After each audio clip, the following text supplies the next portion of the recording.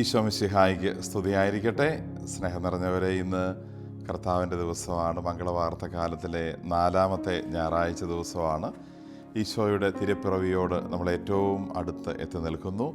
ഇന്ന് വിശുദ്ധ കുർബാനയിൽ നമ്മൾ ഈ ഞായറാഴ്ച ദിവസം വായിച്ച് ധ്യാനിക്കുന്നത് മത്തായി അറിയിച്ച സുവിശേഷം 1-ാം അധ്യായം 18 മുതൽ 25 വരെ വാക്യങ്ങളിൽ വിവരിക്കുന്ന ഈശോയുടെ ജനനവുമായി ബന്ധപ്പെട്ട് അവിടെ പറയുന്ന കാര്യങ്ങളാണ്. ഇന്ന് നമ്മൾ ഈ ഒരു സുവിശേഷ ഭാഗത്ത് യൗസേപ്പ് പിതാവിനെ വളരെ പ്രത്യേകമായി ധ്യാനിക്കുന്നു. ഈശോയുടെ ജനനം അടുത്തു വരുന്ന ഈ നാളുകളിൽ ഈശോയുടെ ജനനത്തോട്, മനുഷ്യാവതാരത്തോട് സഹകരിച്ച പലരെയും നമ്മൾ ഈ നാളുകളിൽ ഓർത്തു. സഖറിയ, എലിസബത്ത്, മറിയം, അങ്ങനെ പലരെയും അനുസ്മരിച്ചു വന്ന കൂട്ടത്തിൽ ഇന്ന് വളരെ പ്രത്യേകമായി യൗസേപ്പ് പിതാവിനെ, ഈശോയുടെ വളർത്തു പിതാവാകാൻ ദൈവം തിരഞ്ഞെടുത്ത പരിശുദ്ധ അമ്മയുടെ ഭർത്താവായിരുന്ന യൗസേപ്പ് പിതാവിനെ ഇന്ന് പ്രത്യേകമായി നമ്മൾ ഈ സുവിശേഷ ഭാഗത്ത് കാണുന്നു. 2 പ്രധാനപ്പെട്ട കാര്യങ്ങൾ അദ്ദേഹത്തെക്കുറിച്ച് ഈ തിരുവചനത്തിൽ പറയുന്നത് നമ്മൾ ഇന്ന് ചിന്തിക്കുന്നു. ഒന്നാമത്തെ കാര്യം നമ്മളെപ്പോഴും കേൾക്കുന്ന കാര്യം തന്നെയാണ്. അദ്ദേഹത്തെ നീതിമാൻ എന്ന് ദൈവം വിളിച്ചിരിക്കുന്നു. തിരുവചനം ഇങ്ങനെ പറയുന്നല്ലോ: അവളുടെ ഭർത്താവായ ജോസഫ് നീതിമാനാകയാലും അവളെ അപമാനിതയാക്കാൻ ഇഷ്ടപ്പെടായകയാലും അവളെ രഹസ്യമായി ഉപേക്ഷിക്കാൻ തീരുമാനിച്ചു. നീതി എന്നുള്ളത് ഓരോരുത്തർക്കും അർഹിക്കുന്നവർക്ക് അർഹിക്കുന്നത് കൊടുക്കുന്നതാണ് നീതി. യൗസേപ്പ് പിതാവ് നീതിമാൻ എന്ന് പറയുമ്പോൾ ദൈവത്തിന് അർഹമായത് ദൈവത്തിന് കൊടുത്തു.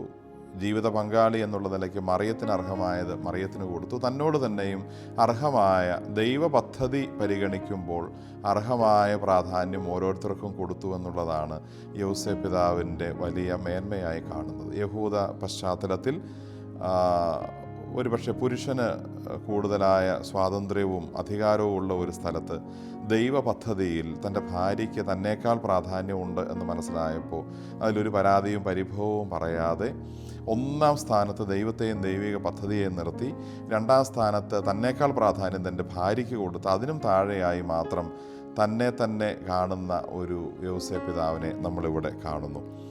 മറിയത്തെ ദൈവം പറഞ്ഞതുപോലെ ഭാര്യയായി സ്വീകരിക്കുന്നു. അവൾക്ക് വേണ്ട ശുശ്രൂഷകൾ ഓരോ സമയത്തും ചെയ്തു കൊടുക്കുന്നു.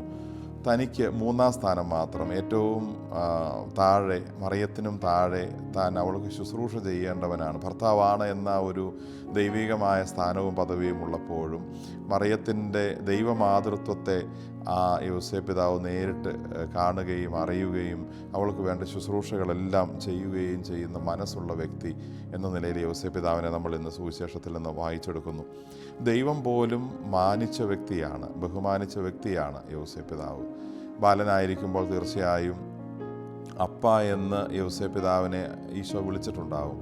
സ്വർഗീയ പിതാവിനെ അപ്പ, പിതാവേ എന്ന് വിളിക്കുന്ന ആ ഒരു പേര് കൊണ്ട് തന്നെ യൗസേപ്പ് പിതാവിനെ വിളിക്കാൻ, അപ്പ എന്ന് വിളിക്കാൻ ദൈവമായ ഈശോ അതിന് മുതിർന്നിട്ടുണ്ടെങ്കിൽ എത്ര വലിയ സ്ഥാനവും സ്നേഹവും ബഹുമാനവും ഈശോയും മാതാവും യൗസേപ്പ് പിതാവിനോട് കാണിച്ചിട്ടുണ്ട് എന്ന് നമുക്ക് മനസ്സിലാക്കാം. ഈ പുണ്യാത്മാവ് നമ്മളെ ഓർമ്മിപ്പിക്കുന്ന ഏറ്റവും പ്രധാനപ്പെട്ട 1-ാമത്തെ കാര്യം, ഓരോരുത്തർക്കും അർഹമായ സ്ഥാനം കൊടുക്കാൻ നമ്മൾ പഠിക്കുക. നമ്മളാണ് ഏറ്റവും വലുത്, എന്നെയാണ് എല്ലാവരും ബഹുമാനിക്കേണ്ടത്, ഞാനാണ് എല്ലാവർക്കും മുകളിലുള്ളത് എന്ന ഒരു ചിന്തയ്ക്ക് പകരം നമ്മൾ എത്രമാത്രം എളിയവരാവുകയാണോ അത്രമാത്രം ദൈവത്തിൻ്റെ കണ്ണിലും മറ്റുള്ളവരുടെ മുമ്പിലും നമ്മൾ വലിയവരാവുകയാണ് എന്ന ബോധ്യത്തിൽ മറ്റുള്ളവരെ നമ്മളെക്കാൾ മുകളിലായി കാണാൻ, എല്ലാത്തിനും മുകളിൽ ദൈവത്തെയും ദൈവിക പദ്ധതികളെയും കാണാനും ബഹുമാനിക്കാനും ഈ യൗസേപ്പ് പിതാവിനെ പോലെ പഠിക്കാനാണ് ഇന്ന് അദ്ദേഹത്തിൻ്റെ ജീവിതം കാണിച്ച് തിരുസഭ സുവിശേഷം 1-ാമതായി നമ്മളെ ഓർമ്മിപ്പിക്കുന്നത്. 2-ാമതായി നമ്മളിവിടെ ശ്രദ്ധിക്കുന്ന ഒരു കാര്യം, ദൈവവുമായി ഇടമുറിയാത്ത, ഒരിക്കലും മാറാത്ത നിരന്തരമായ ഒരു ബന്ധം സൂക്ഷിച്ചിരുന്ന വ്യക്തി കൂടിയാണ് യൗസേപ്പ് പിതാവ്. അത് നമ്മൾ കാണുന്ന അദ്ദേഹത്തിൻ്റെ സ്വപ്നത്തെക്കുറിച്ച് പറയുന്നിടത്താണ്. അദ്ദേഹം രാത്രിയിൽ ഉറങ്ങാൻ കിടക്കുമ്പോൾ ദൈവം അദ്ദേഹത്തിന് ഒരു ദർശനം കൊടുക്കുന്ന അദ്ദേഹത്തിൻ്റെ സ്വപ്നത്തിലൂടെയാണ്. സാധാരണ നമ്മൾ മാനുഷികമായ അറിവിൽ പറയാറുണ്ട്, പകല് നടക്കുന്ന കാര്യങ്ങളുടെ തുടർച്ചയാണ് നമ്മുടെ അബോധ മനസ്സിൽ, സബ് കോൺഷ്യസ് മൈൻഡിൽ നടക്കുന്ന കാര്യങ്ങൾ ഒരുപക്ഷെ രാത്രിയിൽ ഉണരുമ്പോഴാണ് നമ്മൾ സ്വപ്നങ്ങൾ അതുമായി ബന്ധപ്പെട്ടത് കാണുകയും ഒരുപക്ഷെ ചിലർ ഉറക്കത്തിൽ സംസാരിക്കുക പോലും ഒക്കെ ചെയ്യുന്ന ആ തരത്തിൽ പകല് നടന്ന കാര്യങ്ങളോടെ തുടർച്ച എന്ന രീതിയിലാണ് സ്വപ്നങ്ങൾ പലപ്പോഴും നടക്കുന്നത്.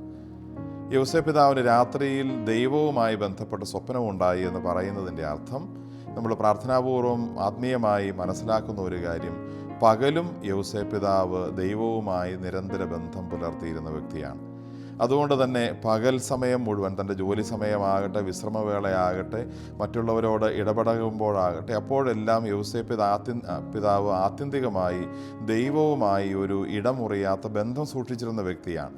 അതിൻ്റെ തുടർച്ച എന്ന രീതിയിൽ, ആ പകൽ നടന്ന സംഭവങ്ങളുടെ തുടർച്ച എന്ന രീതിയിൽ, രാത്രിയിലും അദ്ദേഹത്തിന് ദൈവത്തോട് സംസാരിക്കാനും ദൈവത്തിന് അദ്ദേഹത്തോട് സംസാരിക്കാനുമുള്ള അവസരമൊരുങ്ങുന്നു.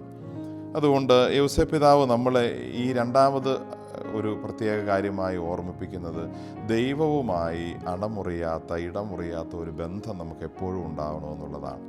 വീടുകൾ പണിയുമ്പോൾ, വലിയ സ്ഥാപനങ്ങളിലുമൊക്കെ എപ്പോഴും സൂക്ഷിക്കുന്ന ഒരു കാര്യം ഫയർ എക്സ്റ്റിങ്വിഷറാണ്. തീപിടുത്തമുണ്ടായാൽ പെട്ടെന്ന് എടുത്ത് അതുപയോഗിച്ച് തീ കെടുത്തുക എന്നുള്ളതാണ്. നമുക്ക് ദൈവവുമായുള്ള ബന്ധം ഫയർ എക്സ്റ്റിങ്വിഷർ പോലെ തീയെ കെടുത്താൻ ആവശ്യ സമയത്ത് മാത്രം ഓടിച്ചെന്നെടുക്കുന്ന ഒരു കാര്യം പോലെ ആവരുത്. നിരന്തരമായ ഒരു സാന്നിധ്യമായി, നിരന്തരമായ ഒരു കാര്യമായി നമ്മുടെ ഹൃദയത്തിൽ എപ്പോഴും ഉണ്ടാവേണ്ടതാണ് ദൈവവുമായുള്ള ബന്ധം എന്ന് ഈ യൗസേപ്പ് പിതാവിൻ്റെ ജീവിതം നമ്മളെ പഠിപ്പിക്കുന്നു. ഈ പുണ്യാത്മാവിനെ ധ്യാനിച്ച്, പരിശുദ്ധ മറിയത്തെ ധ്യാനിച്ച് അവരെങ്ങനെയാണ് ഈശോയെ സ്വീകരിക്കാൻ ഒരുങ്ങിയതെന്ന് നമ്മൾ വളരെ അടുത്തു നിന്ന് പഠിക്കുന്ന ദിവസങ്ങളാണിത്. മാർ യൗസേപ്പ് പിതാവിൻ്റെയും പരിശുദ്ധ അമ്മയുടെയും ഒരുക്കം പോലെ നമുക്കും ആത്മീയമായ ഒരുക്കത്തോടെ ഈശോയെ ഈ പിറവി തിരുനാളിന് സ്വീകരിക്കാം. ഉണ്ണീശോ നമ്മുടെ ഹൃദയങ്ങളിലും നമ്മുടെ കുടുംബങ്ങളിലും നമ്മുടെ സമൂഹത്തിലും വന്ന് പിറക്കട്ടെ. ആമേൻ.